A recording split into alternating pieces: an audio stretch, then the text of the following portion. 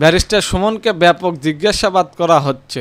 হবিগঞ্জ চুনাঘাট থানা এনে হবিগঞ্জ ৪ আসনের সাবেক সংসদ সদস্য ব্যারিস্টার সাইদুল হক সুমনকে ব্যাপক জিজ্ঞাসাবাদ করা হচ্ছে। শুক্রবার ২২শে নভেম্বর সকালে হবিগঞ্জ জেলা কারাগার থেকে তাকে চুনারাঙ্গা থানায় আনা হয়। সেখানে তাকে জিজ্ঞাসাবাদ করেন পুলিশ। পুলিশ জানায় বৃহস্পতিবার ২১শে নভেম্বর হবিগঞ্জ জুডিশিয়াল ম্যাজিস্ট্রেট আদালতে তার রিমান্ডের শুনানি হয়। পরে শুনানি শেষে ম্যাজিস্ট্রেট কামরুল হাসান সুমনের ২ দিনের রিমান্ড মঞ্জুর করেন। পরে তাকে জেলা কারাগারে প্রেরণ করা হয়। আদালতের নির্দেশ মতে শুক্রবার সকালে কঠোর নিরাপত্তার মধ্য দিয়ে কারাগার থেকে তাকে চুনারু ঘাট থানা নিয়ে যাওয়া হয়। সেখানে সকাল থেকে মামলা সংশ্লিষ্ট পুলিশ কর্মকর্তাও তাকে ব্যাপক জিজ্ঞাসাবাদ করেছেন। জিজ্ঞাসাবাদ শেষে তাকে রবিবার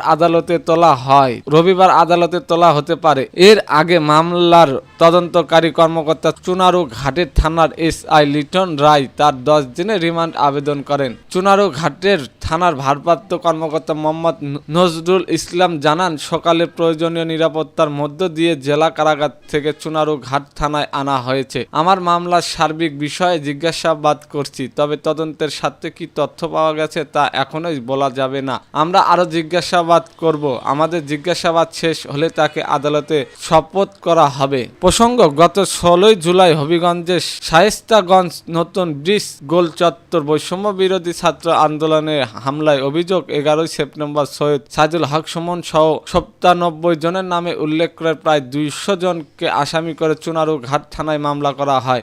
এছাড়া হবিগঞ্জ মাধবপুর সরকারি ডাক বাংলা ও অগ্নিসংযোগ মামলার এবং রাজধানী বঞ্চিতে আন্দোলন হামলা মামলা ও তিনি আসামি। এর আগে গত ২২শে অক্টোবর রাজধানী মিরপুর থেকে সুমনকে গ্রেপ্তার করা হয়। বুধবার ২০শে নভেম্বর তাকে ঢাকা কারাগার থেকে হবিগঞ্জ জেলা কারাগারে আনা হয়।